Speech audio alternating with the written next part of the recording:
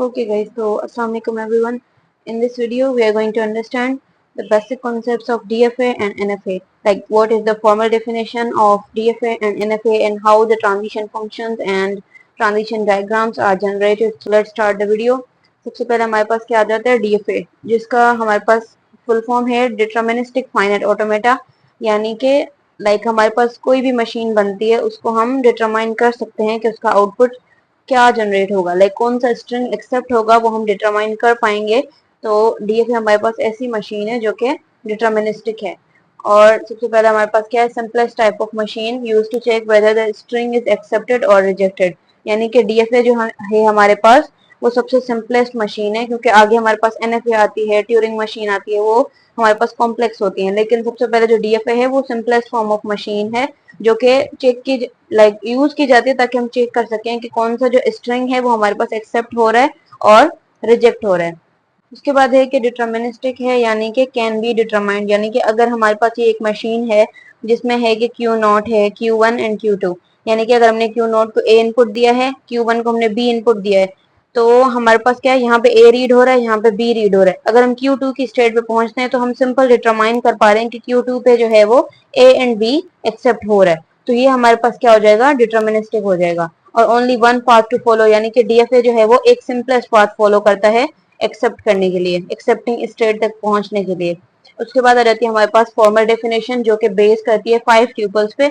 हमारे पास है सबसे पहले फाइनाइट सेट ऑफ स्टेट्स, ये जो 5 चीजें हैं, set of states, inputs, transition function, initial state, final state, ये सेम चीजें हमारे पास एनएफए में भी होंगी, लेकिन सिर्फ जो मेन डिफरेंस आएगा वो ट्रांजिशन फंक्शन पे आएगा। इसकी फंक्शनैलिटी, डीएफए की फंक्शनैलिटी थोड़ी सी डिफरेंस होगी एज कम्पेयर टू एनएफए।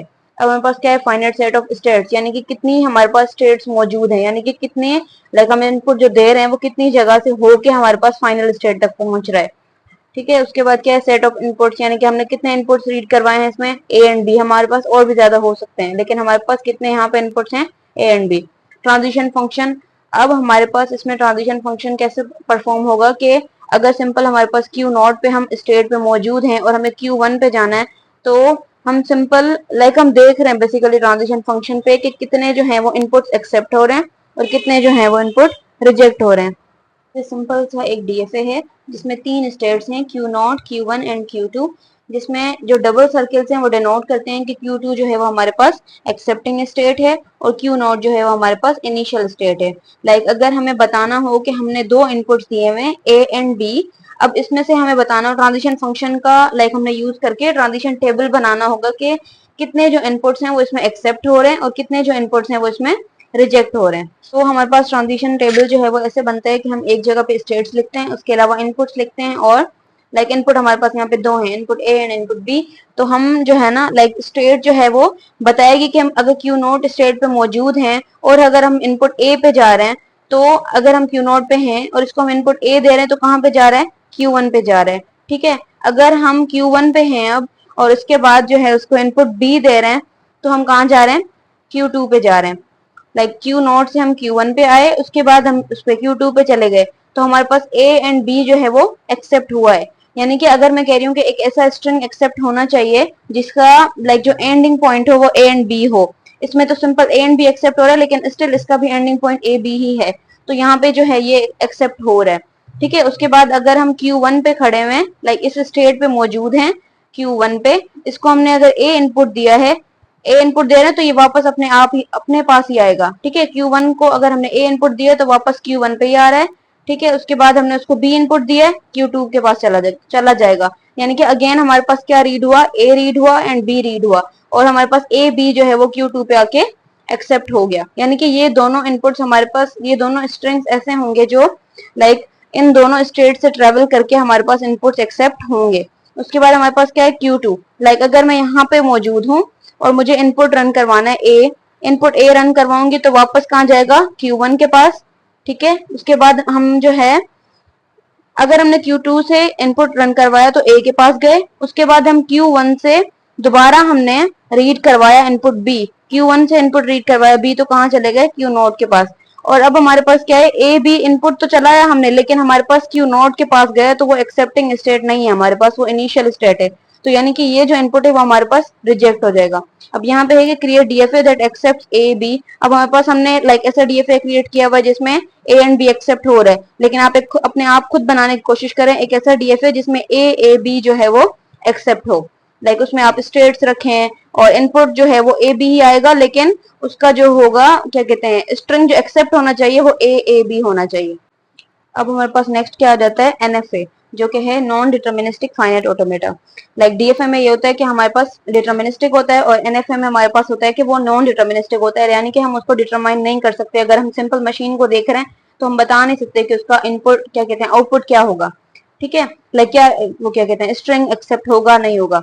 उसके बाद क्या है कि एनएफए में क्या होता है, multiple paths are possible for the same input, sometimes no path, यानी कि हमारे पास जो है कोई भी एक मशीन होगी उसके हमारे पास मल्टीपल पाथ पॉसिबल है। यानी अगर Q1 जो है वो Q2 के पास जा रहा है तो Q1 जो है वो वापस Q0 के पास भी जा सकता है, यानी एक ही इनपुट के मल्टीपल पाथ जो है वो पॉसिबल हो सकते हैं। और समटाइम्स नो पाथ, यानी कि अगर हम Q0 से Q1 के पास जा रहे हैं तो हमारे पास ये एम्प्टी आ रहा है, ठीक है, एप्सिलॉन, यानी कि कोई भी पाथ जो इसने ट्रेवल नहीं किया। सिंपल हमने ट्रांजिशन को इनपुट को रीड करवाए बगैर हमने स्टेट्स को ट्रेवल किया है, तो ये हमारे पास कुछ भी रीड नहीं हुआ यहाँ पे। Machine can choose any valid path that leads to acceptance.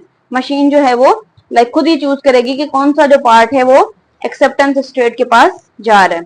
अब उसके बाद हमारे पास सेम मेन जो है क्या कहते हैं फॉर्मल डेफिनेशन है जैसे हमारे पास डीएफए की थी, लेकिन उसका जो ट्रांजिशन फंक्शन है वो थोड़ा सा डिफरेंस होगा। अदरवाइज सेम चीज है कि यहाँ पे सेट ऑफ स्टेट्स होंगी, इनपुट होगा, ट्रांजिशन फंक्शन होगा, इनिशियल स्टेट होगी एंड फाइनल स्टेट होगी।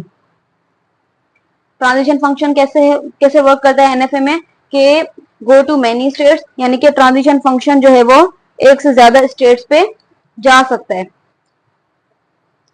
यानी कि ट्रांजिशन फंक्शन इसका ये है कि अगर हमारे पास एनएफए की मशीन है वो एक से ज्यादा इनपुट्स जो है वो ट्रेवल एक से ज्यादा स्टेट्स ट्रेवल कर सकती है। बेसिकली एक इनपुट डिफरेंट स्टेट्स के पास जा सकता है। नो स्टेट एट ऑल, यानी कि किसी भी स्टेट के पास नहीं जाएगा तो वो डेड स्टेट होगा। मूव विथआउट इनपुट, अगर इनपुट के बगैर मूव कर रहा है तो हमारे पास नल ट्रांजिशन होगी। जैसे यहाँ पे हो रहा है, अगर Q0 से हम Q1 के पास जा रहे हैं तो ये जो ट्रांजिशन है हमारे पास ये नल ट्रांजिशन है, ठीक है, क्योंकि यहाँ पे कोई भी इनपुट रीड नहीं हुआ। और Q1 Q2 के पास जा रहा है यानी ए रीड हुआ है। अब यहाँ पे एप्सिलॉन ट्रांजिशन है, machine can move without reading input symbols, यानी कि मशीन जो है वो मूव कर सकता है लेकिन सिंबल्स को रीड किए बगैर, तो वो हमारे पास क्या होती है एप्सिलॉन ट्रांजिशन। उसके बाद हमारे पास आ जाती है डेड स्टेट। डेड स्टेट में क्या होता है, the machine can't reach to accepting state, यानी कि मशीन जो है वो एक्सेप्टिंग स्टेट पे रीच नहीं करेगी। If string doesn't match the pattern the machine might move to dead state, यानी कि अगर हमारे पास एक इनपुट है ए एंड बी और हमारे पास क्या है तीन स्टेट्स हैं Q0 Q1 एंड QD। अगर हम इनपुट जो मशीन से इनिशियल स्टेट पे हम रन कर रहे हैं, मैं कह रही हूँ सिर्फ ए एक्सेप्ट होना चाहिए। यहाँ पे हमने इनपुट ए भी दिया है लेकिन मैं एक्सेप्टेंस स्टेट जो रख रही हूँ ना वो रख रही हूँ कि ए पे एक्सेप्ट हो जाना चाहिए। Q0 से Q1 पे एक्सेप्ट हो रहा है ए और मैं कह रही हूँ कि ए ही एक्सेप्ट हो, ठीक है, तो यहाँ पे ये एक्सेप्टेंस स्टेट भी आ गई है। अगर हम बी को रन करवा रहे हैं और QD पे जा रहा है तो वो जो है हमारे पास वो डेड स्टेट होगी, क्योंकि इसका कोई भी फंक्शनैलिटी यहाँ पे नहीं है, क्योंकि यहाँ पे मेन चीज एक्सेप्टेंस थी। एक्सेप्टेंस हमारे पास ए इनपुट हो गया था तो ये जो है हमारे पास एक्सेप्टेंस स्टेट है और ये हमारे पास डेड स्टेट है। So that's it for the video. I hope you liked the video. If you like the video then subscribe for more videos. Thank you for watching.